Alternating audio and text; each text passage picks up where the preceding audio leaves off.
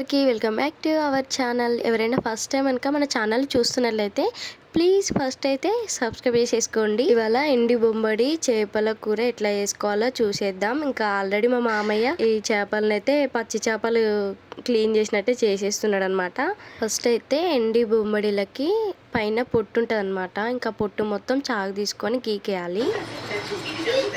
Hi చెప్పు. Hi. మా మామయ్య ఇట్లాంటివి ఎండి చేపల కూరలు వండినప్పుడు చాలా హెల్ప్ చేస్తాడు అసలు. ఎందుకంటే వాటిలలో ఇసుక కూడా ఉంటుంది కదా, తోకలు ఈకలు అన్నీ మంచిగా క్లీన్ చేసి ఇస్తాడనమాట. ఇంకా ఆ తర్వాత ఇట్లా ముక్కలు ముక్కలు చేసేసిండు బొమ్మిడీలు. అమ్మాయిలకైతే కత్తిపీట బెటరు, దాంతో ముక్కలు ముక్కలు ఈజీగా చేసుకోవస్తుంది. ఆ తర్వాత రొట్టె పెంక మీద బొమ్మిడి ముక్కలు వేసి మంట సిమ్ములో పెట్టి వేయించుకోవాలి. బొమ్మిడి ముక్కలు ఎర్రగా అయ్యేలాగా వేయించుకోవాలి. స్మెల్ అయితే ఇట్లా నోట్లో ఊరిలో వస్తాయి అనమాట ఆ స్మెల్కి. ఆ తర్వాత పావున్నర ఆయిల్ వేసుకొని ఆయిల్ హీట్ ఎక్కిన తర్వాత జీలకర్ర, పచ్చిమిర్చి, కరివేపాకు, ఆనియన్ వేసుకొని మంచిగా వేయించుకోవాలి. మరీ మాడనియద్దు, పచ్చి వేయించుకోవాలి. ఒక 1 మినిట్ తర్వాత అల్లం వెల్లి పేస్ట్ వేసుకొని పచ్చివాసన వరకు వేయించుకోవాలి.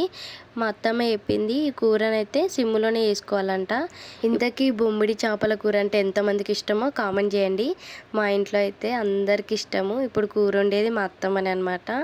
ఆ తర్వాత పసుపు వేసుకొని మంచిగా కలుపుకున్న తర్వాత టమాటా ముక్కలు కూడా వేసుకోండి. పైన అట్లా వేసేసి కాసేపు అట్లా మగ్గనియండి. మొత్తం కిందకి పైకి కలపకుండా కాసేపు అట్లా మూత పెట్టి వదిలేసేయండి.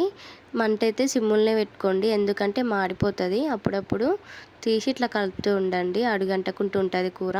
టమాటా మంచిగా మగ్గిన తర్వాత ఉప్పు, కారం, చింతపులుసు అది కూడా కొంచెమే వేసుకోండి, ఎందుకంటే ఎట్లాగో టమాటా పుల్లగా ఉంటుంది కదా, కొంచెం టేస్ట్ కోసం అనమాట. బొమ్మిడి చేపలు ఇలాంటివి వేసినప్పుడు చింతపులుసు కంపల్సరీ ఉండాలి. మనం వేయించుకున్న బొమ్మిడి చేపల్ని వాటర్లో వేసి మంచిగా క్లీన్ చేసుకొని ఇంకా అవి కూడా చింతపులుసు వేసిన కొద్దిసేపటికే వేసుకోవాలి.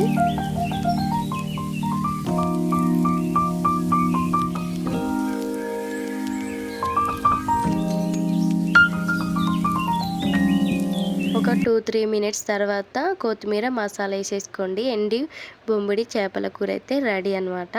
ఈ కూర కొంచెం వేసుకుంటే చాలు, అన్నంలోకి అయితే మస్తు కలుస్తుంది, చాలా టేస్టీ ఉంటుంది. ఒకసారి ట్రై చేసి చూడండి. మా అత్తమ్మ అయితే చాలా బాగా చేసింది బొమ్మిడి చేపల కూర అయితే.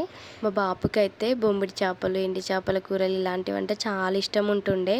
నార్మల్గా వేయించుకొని కూడా తింటాడు అనమాట. నాకైతే మా బాబు వల్లనే ఈ కూరలు అయితే అలవాటు అయినాయి. వీడియో నచ్చితే తప్పకుండా సబ్స్క్రైబ్ చేసుకొని లైక్ చేయండి, షేర్ చేయండి, కామెంట్ చేయండి.